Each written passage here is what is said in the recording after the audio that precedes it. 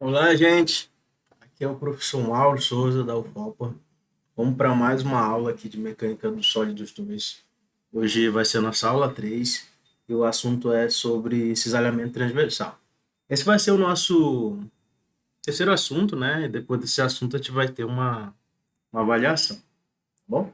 Então bora lá. Primeiro, onde é que vai surgir esse tipo de coisa? Nessas últimas duas aulas, a gente estudou sobre flexão, né? Então, esse aqui também vai ser um esforço, né? Vai ser uma tensão cisalhante. A gente já aprendeu o que é tensão cisalhante, né? No semestre passado. Então, aqui essa tensão vai surgir também em peças que sofrem flexão. A gente já aprendeu que flexão é esse movimento aqui, né? Essa curvatura que os elementos de barra sofrem, né? Por exemplo, aqui dá para ver, eu estou aplicando uma carga P, né? Essa carga P faz com que essa viga aqui, ó, que no caso aqui são tábuas, né? Deformem e faça essa curvinha, né? Como se ela estivesse fazendo isso aqui. Então, essa curvatura, né? A gente vai dizer essa deformação da viga, a gente vai chamar de flexão. Isso vai ocorrer com barra, com placa, né? No nosso caso, que a gente vai estudar as vigas. Beleza? Então, tem duas situações. A gente já sabe que vão surgir tensões normais. Tensões normais é o sigma, né? Foi nas últimas aulas. Essas tensões podem ser do tipo simples, né? Ou compostas. Tensões normais. Deixa eu ver aqui. Normais.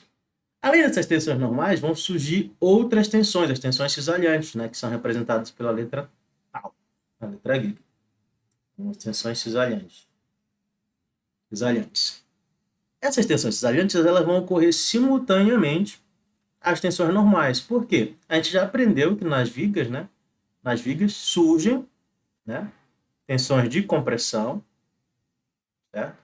Então, por exemplo, aqui vai surgir a tensão de compressão e uma tensão de tração, no caso aqui, tração. E aqui compressão. Isso aqui é aquela distribuição de tensão que eu peço para você fazer. Então, junto com isso, simultaneamente, está ocorrendo as tensões de cisalhamento. Então, isso vai ser o tema aqui da nossa aula, certo? O que provoca a tensão de cisalhamento? Geralmente é uma força que é paralela, né? Paralela, que no caso que vai ser a força V, ela é paralela à seção que a gente está trabalhando. Então, veja aqui essa figura. Então, aqui eu tenho a seção, né? Seção retangular. Nessa seção tem várias setinhas, né? Essas setinhas aqui são justamente a tensão cisalhante. Está aqui o tal, né? Fica mais bonitinho. E o tal. E o que que provoca essa distribuição de tensão? Justamente uma força cortante, né? Uma força V, vertical, que atua paralela à seção, né? Paralela, 0 grau. Paralela à seção. E se a gente pegar um elemento aqui, ó, essas tensões, que estão atuando na seção aqui, no plano, elas entram, né, ao longo do comprimento da viga. Então, essas tensões vão ser migradas para lá. Por exemplo, é como se eu tivesse várias tensões, beleza? Ao longo do eixo da viga. Então, essas tensões cisalhantes vão ser o objetivo aqui da nossa aula, beleza? Então, veja bem. Considerando aqui essa viga, considerando que é uma viga do tipo retangular, né? E aqui eu trouxe duas situações. Uma viga que tem a seção retangular, dá para ver aqui, ó, ângulo, né? A seção, no qual são três tábuas coladas, que seria o caso aqui da situação B, né? Que é unidas, são coladas. E aqui o mesmo caso de viga, agora sem cola, certo? Sem cola. O que acontece nessa situação? Ao aplicar esse carregamento entre as tábuas, vão surgir carregamentos, né? Ao longo do eixo, né? Carregamentos horizontais. Lembra? Do jeito que eu falei lá, ao longo do eixo da viga. Então, esses carregamentos eles vão surgir aqui entre as tábuas, né? Então, aqui, ó. Então, aqui nessa situação, eu tenho três tábuas, uma, duas, três. E aqui eu coloquei essas três tábuas separadas, né? Três tábuas aqui retinhas, separadas. Quando eu aplico o carregamento P, né? Quando eu aplico o carregamento P, essas tábuas tendem a deformar, né? Vão tender a deformar assim, todas elas.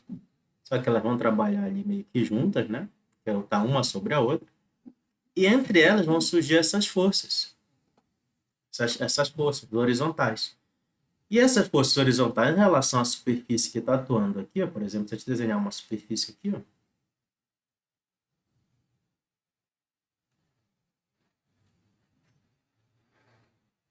fazer aqui uma retinha. Então, essa superfície aqui, essa força é paralela a essa superfície. Então, gera uma tensão do tipo cisalhante. Então, a gente consegue provar fisicamente que, ao aplicar uma carga aqui que provoca flexão na barra, vão surgir carregamentos horizontais ao longo do eixo da viga, e esses carregamentos geram uma tensão cisalhante. Quando eu estou no caso que as tábuas estão unidas, né? Essas tábuas estão unidas, essa deformação aqui, ó, não acontece esse degrauzinho aqui, né? Esse escalonamento que acontece na outra. Sim, a peça trabalha como uma peça única, tá reta. Só que essas tensões, essas forças continuam surgindo, só que aonde elas vão aparecer? Nessa região que é colada, né? O que que vai impedir que esse mesmo pensamento que aconteça, que esse escalonamento ocorra, é justamente essa cola. Então, essa tensão de cisalhamento, né, na cola também vai ser responsável por não deixar essa peça aqui, ó, escalonar, né, e trabalhar como essas tábuas estivessem soltas. Então, aqui também surgem tensões de cisalhamento oriundas de forças horizontais que vão surgir ao longo do interior da barra. Isso ocorre em qualquer elemento, tá? Não precisa ser só elemento soldado. Se fosse uma viga do tipo retangular, né, de concreto ou de aço, ou toda de madeira mesmo, sem cola, esse tipo de carregamento também surge, tá? Independente do que vai acontecer. Imagina que seja o único material aqui, material homogêneo, né? Homogêneo. Tipo assim, só aço, só madeira. Esse mesmo pensamento vale, tá bem? Então vão surgir toda vez que acontecer, o que você tem gravado aqui?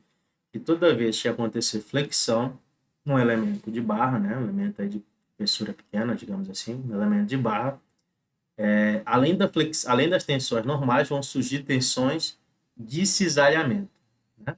Devido a carregamentos horizontais que surgem ao longo do eixo da barra, né? Paralelos ao eixo da barra. Sabendo disso, sabendo disso, esse pensamento ele vai ser válido só quando a gente tiver uma espessura, digamos que assim, considerável, né? Vou chamar essa aqui, ó, vai ser a espessura da peça, chamar de T, tá? Vai chamar ela de T aqui, ó, nessa disciplina. Então, por exemplo, considere uma barra curta, né? Isso aqui é uma barra curta de material altamente deformado e marcada com uma quadrícula horizontais e verticais. Que seria um E, né? Então, essa quadrícula aqui, a seguinte situação. Então, peças curtas, a gente não consegue avaliar essas deformações tão bem. Por quê? Na teoria lá de flexão, a gente considera que quando uma peça está fletida, essas seções aqui, ó, essas seções aqui, elas permanecem retas, né? Elas permanecem retas. Então, quando eu tenho elementos longos, isso é válido ainda. Agora, se eu tiver um elemento muito curto, né, pequenininho, por exemplo, aqui está aqui o apoio, o engaste, e aqui tem uma viga bem curtinha, tá? Pequeno isso aqui, pequena e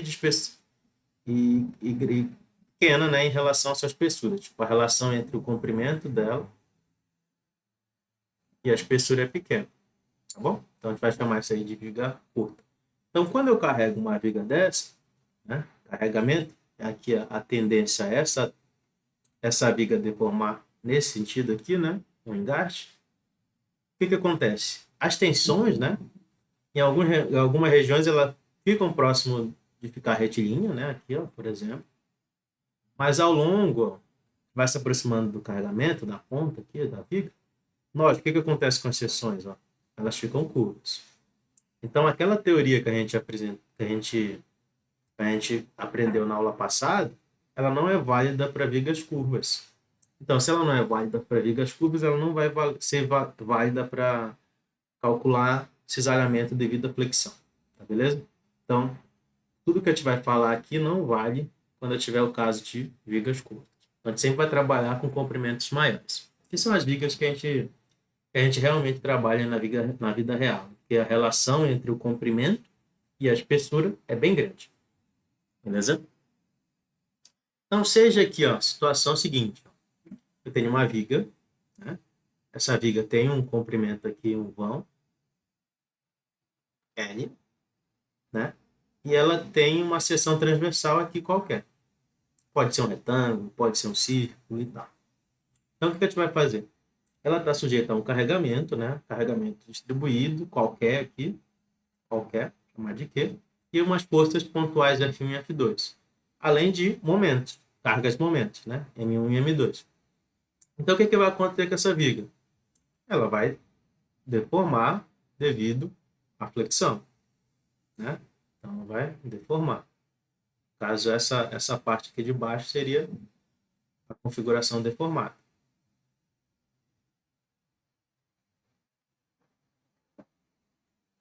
E essa parte aqui de cima seria a indeformada.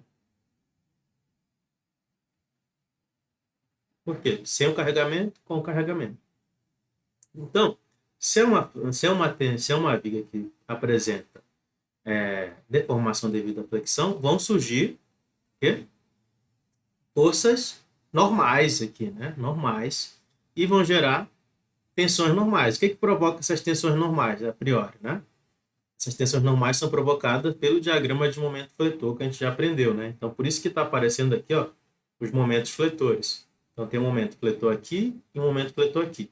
Então, onde são esses momentos fletores? Antes e depois dessa seção. Como se eu, em vez de eu dividir a viga numa seção, como a gente fazia, né? Tipo, olhado para a esquerda e para a direita antes da seção, agora eu vou pegar um trecho. Então, eu peguei um elemento aqui da viga, bem fininho mesmo, que tem espessura dx, e trouxe ele para cá, né? Trouxe ele para cá. Nessa espessura dx vão surgir o quê? Forças horizontais, né? Forças horizontais e os momentos, né? São os binários. Lembra? Então, o que acontece? Ó? Por exemplo, essa força aqui DF' e tem a mesma magnitude aqui embaixo. Então, quando eu tenho forças de mesma magnitude, em sentidos opostos, a gente vai chamar isso aqui de binário. Binário. A gente já aprendeu que o momento, né, pode ser substituído por um binário. Beleza? Então, seria, por exemplo, momento M' aqui, né? Seria o DF. Caso esse D aqui é o de diferencial, tá? DF', vezes a distância, né? O braço aqui de alavanca entre as forças. Digamos aqui que fosse, sei lá, vou chamar de Z. Z. Então, a gente pode substituir por um binário isso. Então, o que acontece aqui? Flexão. A gente já aprendeu, pelaquela fórmula da flexão, que a tensão normal é o momento vezes uma distância em relação à linha neutra, eles chamam de y, dividido pelo momento de inércia, né? Então, se aqui for um momento em torno do eixo z, aqui tem que ser z. Então, veja. Muito bem. Está aqui o dx, né, de espessura, e fazendo a distribuição de tensão. A gente já aprendeu lá, né, aquele experimento das tabuazinhas, que vão surgir carregamentos adicionais, né, ao longo aqui da espessura da peça, né, ao longo da espessura da peça, aqui, ó, ao longo desse sentido, né. Esse lado aqui, olha, é paralelo à espessura, então, ao longo da espessura dx. Olhando isso aqui lateralmente, né, uma vista tridimensional, olhando lateralmente, num lado aqui eu vou ter uma tensão sigma, né? E aqui no outro lado eu vou ter uma tensão sigma', né? Por que são diferentes? Porque essas tensões elas variam de acordo com o diagrama de momento, né? Então, por exemplo, se eu tenho um diagrama de momento que é assim, ó, então nessa posição aqui, digamos que aqui seja o dx, a gente está calculando, isso aqui é o dmf, tá? Diagrama de momento fletor. Bem aqui, ó, eu tenho um valor de m, e aqui eu vou ter o valor de maior que m, né? Concorda? Dá para ver aqui que tem um valor maior que m. Então, nesse caso, a gente vai colocar m mais dm, né? Que seria um diferencial, mais um acréscimozinho, certo? Mais um acréscimozinho. Então, é por isso que está acontecendo aqui. Então, quer dizer que, para essa seção estar em equilíbrio, né? Essas tensões aqui elas vão ser igualadas. Bom, então, aqui vai ter um pouquinho mais, um pouquinho menos, esse aqui um pouquinho mais. E aqui está aqui a tensão cisalhante que está surgindo ao longo da espessura, que a gente já descobriu pelo experimento da tabuazinha. Essa orientação aqui, ó, é arbitrária, a gente que está colocando, tá bem? Então, veja, pegando só essa parte de baixo, a gente tem o seguinte, ó. Tá aqui as tensões, do mesmo jeito que eu falei, e por equilíbrio a gente pode encontrar quanto equivale isso aqui, ó, já que ele surge simultaneamente. Então, veja bem. Então, essa situação aqui, essa peça tem que estar em equilíbrio. Então, quer dizer que o somatório dos momentos, o somatório das forças tem que ser zero. Então, veja bem. Primeiro, relembrando essa equação aqui, que eu já mostrei lá para ti, né? Lembrando, se aqui for Z, a letra que for aqui tem que ser aqui, tá? Estou colocando Z porque eu coloquei a distância Y. Então, veja bem. Então, vamos fazendo equilíbrio. Somatório das forças em X, adotando esse sentido aqui para a esquerda como positivo. Então, o que a gente vai analisar? A gente vai analisar só uma região. Então, seja aqui a seção da peça, né, que parece um ovo aqui. Aqui é a posição da linha neutra, que é SN, né, SNA. E a gente vai analisar só essa área aqui, ó, essa área A', que a gente está chamando, que seria só essa parte aqui. Ó. A gente vai analisar só essa. Tá bom? Por quê? As tensões estão sendo aplicadas nessa região. Ó. Essa parte aqui, ó, é isso aqui. Beleza? A vista lateral.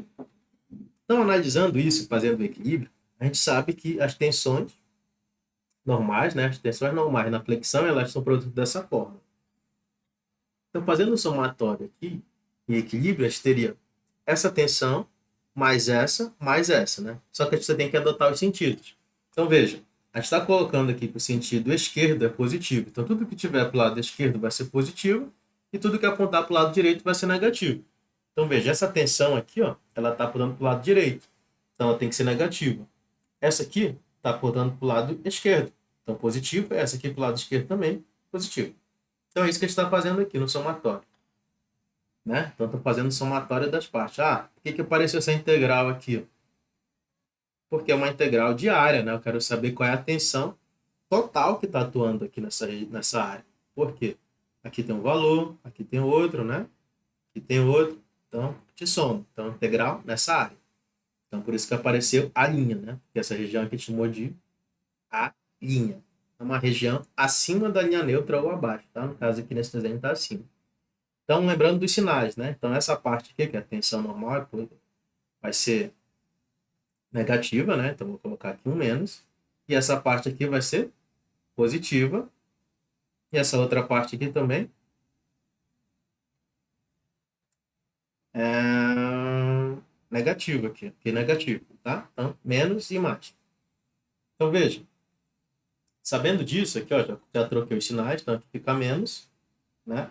E os valores de sigma, né, que estavam bem aqui, eu substituí por essa equação. Né? Então, bem aqui, sigma vai ser o momento vezes y dividido por inércia. O momento que está aqui, ó, caso esse momento dessa região.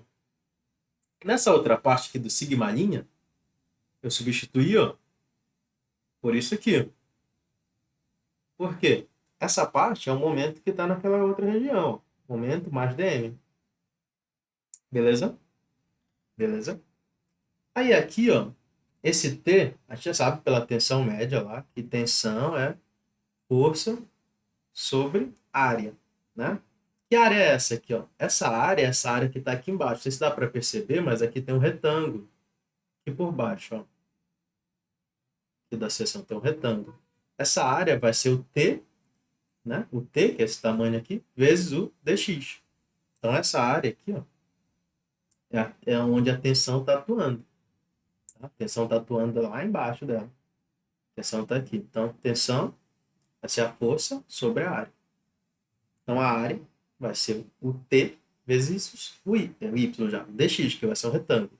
Então, por isso que apareceu esse T vezes dx, no qual T, gente, ó, presta atenção, T é a espessura, né? É a espessura da peça, tá? A gente pode encontrar que a espessura seria isso, aqui não, isso aqui é uma fatia. Deixa eu mostrar aqui para vocês aqui embaixo, tá? Ó, veja aqui, ó, dx, ele é uma fatia do comprimento. A espessura é o que não está aparecendo no papel, está aparecendo para cá. Então, seria essa parte, tá bom? Que é o que a gente está vendo aqui, ó. Vendo? O dx aqui, ó, o dx está vendo aqui. Então, o que está aparecendo aqui, ó, é essa região. Só para ficar claro. Então, vou só voltar aqui no que a gente já tinha falado. Então, resolvendo isso aqui, a gente vai poder abrir essa equação. Essa parte aqui, eu deixo igual, né? É igualzinho que está aqui, só repetir. A mesma coisa. E aqui eu tenho a integral de uma soma, né? Pelas propriedades da integral lá, a integral de uma soma é a mesma coisa que a soma das integrais. Então, dividiu. Então, ficou a integral de m vezes tudo que tem aqui, o y dy, né? O m dy.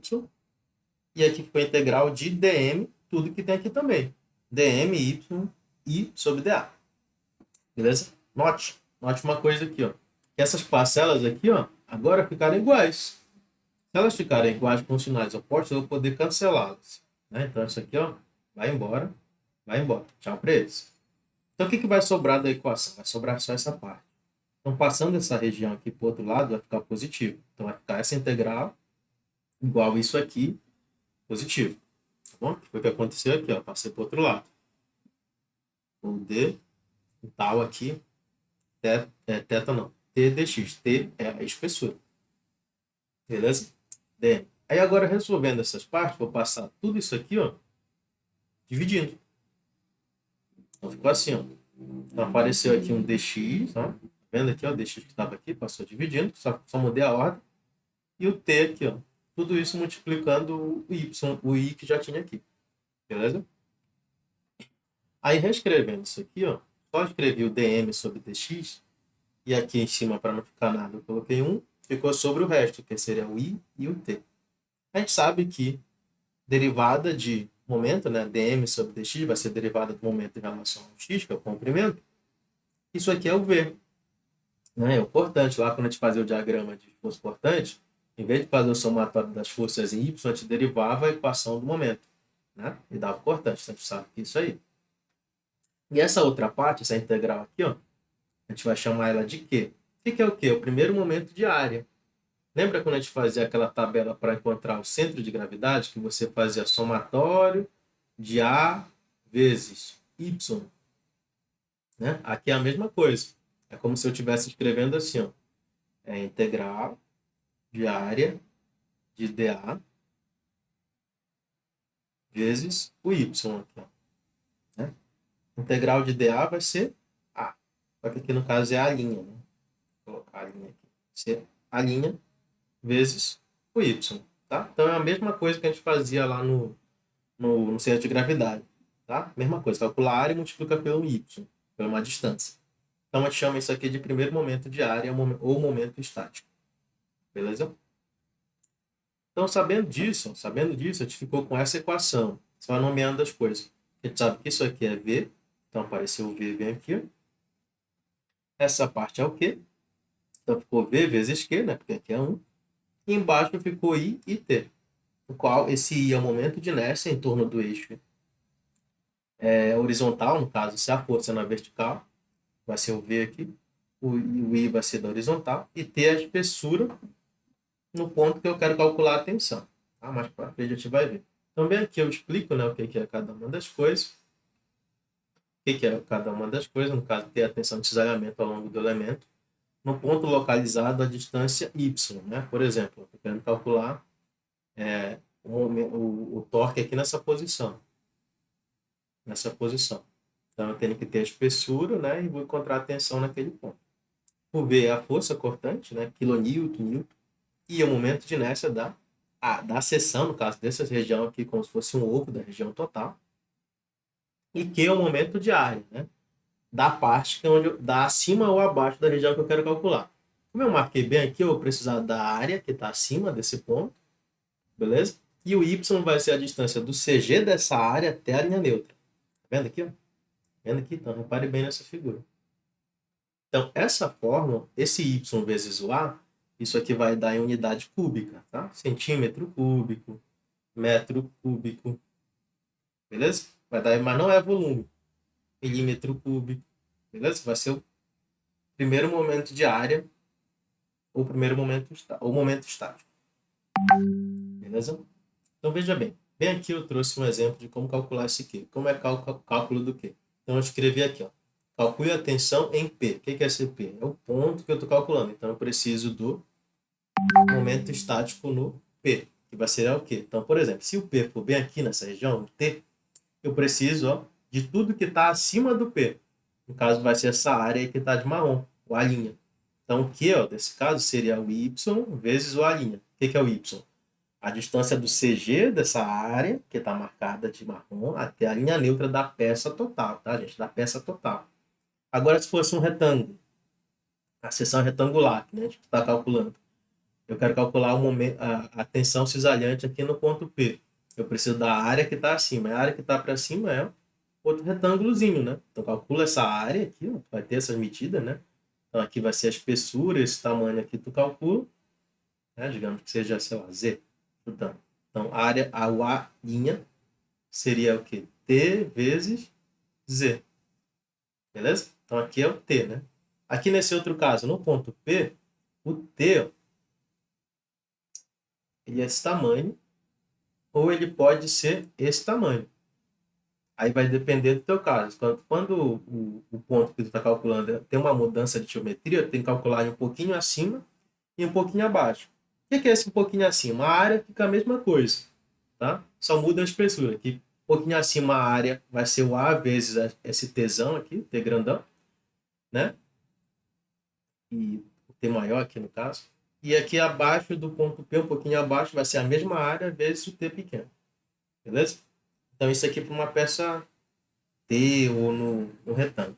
Se eu tiver uma peça, por exemplo, um U ou um C, e eu quero calcular, por exemplo, a tensão de cisalhamento bem aqui, ó, o ponto P está, né, tá em cima da linha neutra, eu preciso calcular a área total que está acima desse ponto. Então, nesse caso, tenho duas áreas. Tenho essa área A2 aqui, ó, e ela vai ter uma distância para a linha neutra. Tá vendo aqui, ó? Aí é o mesmo esquema. Só que falta pegar essas duas partes aqui, ó. Tem essa e tem essa. Aí eu calculo a área, né? E multiplico pela distância do CG dela até a linha neutra. Só que nesse caso aqui são duas, né? São iguais, então por isso que apareceu esse 2. Beleza? Então só para tu ficar ligado. Então onde é que vai acontecer esse tipo de coisa aqui, nesse, quando tiver esses perfis? Beleza? Então vai ser sempre assim. Então a distribuição de tensão, ela é diferente da tensão normal. Na tensão normal, as tensões normais eram mínimas na linha neutra, né? Na caso da tensão cisalhante, né, a tensão vai ser máxima na LN, na linha neutra, tá bom? Então, ó, tá vendo que a tensão máxima ao longo da linha neutra? Então, a distribuição de tensão que está na vertical, ela vai passar a ficar na horizontal também, ao longo do eixo da liga. Foi o que a gente descobriu lá no experimento das tábuas, tá? Então, nesse caso de tensão cisalhante, se a gente pegar um elemento assim, ó, então vou fazer essa setinha aqui, ó. Se ele está para baixo aqui, ó, aqui ele tem que estar para a esquerda. Beleza? Aí a mesma coisa acontece aqui. Mais para frente a gente vai estudar o estado do plano de tensão, a gente vai trabalhar com isso. Então a gente já vai descobrir, ó, que as tensões elas são alternadas, tá bom?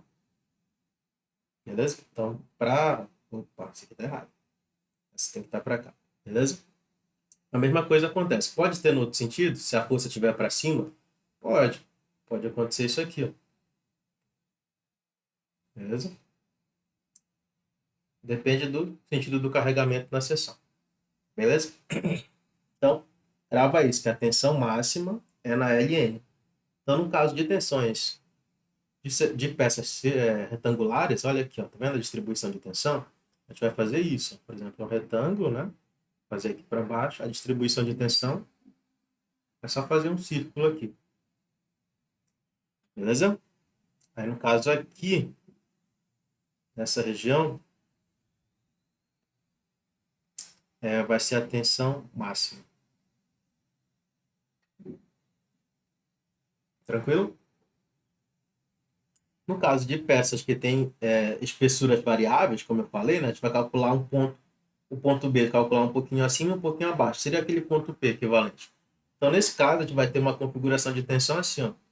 Por exemplo, acima a gente vai ter uma espessura maior, né? A gente vai ter uma espessura maior e pela fórmula lá que a gente descobriu, que V vezes Q é inércia sobre T. né? Então quer dizer que a tensão ela é inversamente proporcional à espessura. Então, quanto maior a espessura, menor vai ser a tensão. Então, ó, digamos que a espessura está sendo medida nesse sentido aqui, né? Magnitude. Então, como no ponto B', que está um pouquinho acima do ponto B, eu tenho uma espessura de 300, né? 0,3 metros, eu vou ter uma tensão menor. Então, fica ó, a distribuição de tensão no mesmo sentido do que a gente fez lá, curvinho, certo? Sempre curvo. Curvo. Aí eu marco aqui. Aí nesse mesmo ponto eu vou ter uma outra tensão no ponto B com uma espessura menor ainda. Então, se a espessura diminui, a tensão vai aumentar. Nesse caso aqui, a espessura ó, é 0,015. Então, a tensão aumentou. Então, nesse ponto aqui, ó, ponto B tem dois valores de tensão. Beleza? Então, faz assim, ó, repete. Aí, de novo, aqui, ó, tensão máxima vai ser na linha neutra, né? Tensão máxima. E aqui para baixo, se a peça fosse métrica, é igual ao que está para cima. Beleza? Então, tudo que a gente faz para cima, a gente faria para baixo. Então, por exemplo, se eu estivesse calculando aqui nesse ponto, deixa eu fazer aqui assim. Se eu estivesse calculando aqui nesse ponto, quando a parte que eu estou calculando está abaixo da linha neutra, eu calculo a área abaixo do ponto. Então, calcularia essa área, certo? E dividiria por essa espessura, beleza? Então, ó, essa área e essa espessura é igual a de cima, então por isso que dá simétrico. Aí é como se aqui fosse o ponto B'. E aqui um pouquinho acima fosse o ponto B. Então por isso que dá igual. Beleza? Aí aqui seria o mesmo ponto da linha neutra. É só unir por uma curvinha. Tranquilo? Então a distribuição de tensão é muito simples. E o cálculo também que a gente vai usar é só essa fórmula aqui. Ó. Então ó, é praticamente só substituir. O que pode mudar? É que eu posso pedir para você calcular a força V, né? Então, por exemplo, se fosse uma tensão do tipo, vou fazer o diagrama dessa viga aqui, ó. Então, por exemplo, tá aqui desenharia, né? Aí aqui vai ter uma reação de apoio. Então, eu vou ter um diagrama desse tipo aqui, né? Aqui negativo e aqui positivo. Aí aqui vai ser o valor da reação de apoio. No caso é P sobre 2, e aqui é P sobre 2 também. Aí eu te pergunto, qual é o máximo V? O maior valor aqui, independente se é positivo ou negativo. V seria igual a P sobre 2. Se P, sei lá, P vale 10. Então, V, 10 kN. V seria 5 kN. Beleza? O máximo difícil que pode ficar. Tá bom? A outra coisa aqui, a inércia, né, que a gente vai calcular é sempre a inércia da seção toda. Então, por exemplo, aqui se fosse nesse caso, eu calcularia a inércia de um retângulo, que seria a base vezes a altura ao cubo para 12. Nesse caso aqui que eu tenho uma peça composta, eu tenho que usar o teorema dos eixos paralelos, né? A gente já sabe que vai ser a inércia do CG, né? Mais a área vezes uma distância ao quadrado, né? Depende aqui do que eu estiver trabalhando. Se for aqui inércia horizontal, né? For inércia aqui horizontal, aqui tem que ser X, aqui tem que ser Y. Aqui é a área da tensão. Aí, como eu tenho que fazer isso para cada pecinha, eu tenho que calcular cada uma dessas pecinhas e depois somar. Beleza? É isso aí. Todas essas imagens aí, ó, eu tirei daquele livro que eu falei. Então, bem aqui tem os pontos importantes, e depois vocês que são mais algumas limitações, né?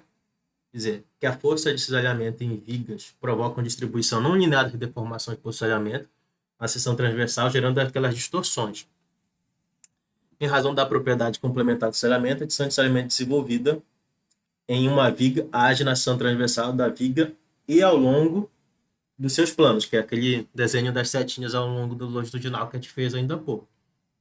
A fórmula do cisalhamento foi deduzida considerando o equilíbrio de forças horizontais na porção de um segmento diferencial de viga. Foi a dedução que a gente fez. A fórmula do cisalhamento, né, é usada para elementos prismáticos retos, tá? Só vale para retos, de material homogêneo, né? Que é homogêneo? O único material que tenha comportamento linear elástico. O que é linear elástico? Que segue a lei de Hooke, né? Segue a lei de Hooke. Além disso, a força de cisalhamento interno resultante deve estar direcionada ao longo de um eixo de simetria para a área da seção transversal. A fórmula de selamento não deve ser usada para determinar a tensão de selamento em seções transversais curtas ou achatadas, né? Por exemplo, isso aqui não vale para placas ou aquelas vigas curtas, né? Que eu te mostro ali. O que vai ser a viga curta? Quando o comprimento, a divisão do comprimento em relação à espessura da seção transversal for pequena. Em pontos que ocorrerem mudanças repetidas na seção transversal ou ao longo de uma seção que intersecta o contorno do elemento em um ângulo diferente de 90. Beleza? Procedimento para análise, né? Propriedade da seção é encontrar o momento de inércia, calcular o Q, né? Que são as coisas que a gente fez. Isso aqui está nas figuras do livro. A adição de elementos são um conjunto de unidades considerando que substitua. Usando um conjunto de unidades consistente, substitui os dados na fórmula de desalhamento e calcule as tensões de desalhamento. Quer dizer o quê? Seguinte, gente. Por exemplo, eu tenho aqui a fórmula da tensão, né, que é V vezes o Q dividido por I vezes T. Então, ó, para que isso aqui, para que o tal dê em kPa, por exemplo, o V tem que estar em kilonewtons, o Q tem que estar em metro cúbico, o I tem que estar em metro a quarta e o T tem que estar em metro. Né? Por quê? Ao substituir aqui, deixa eu ver se consigo trocar essa cor. Vou colocar aqui azul. Ao substituir aqui, ó, por exemplo, kilonewton, e aqui metro cúbico, e aqui metro a quarta, e aqui metro, aqui embaixo isso vai dar metro a quinta, né? Então vai ficar, por exemplo, kilonewton vezes metro cúbico sobre metro a quinta.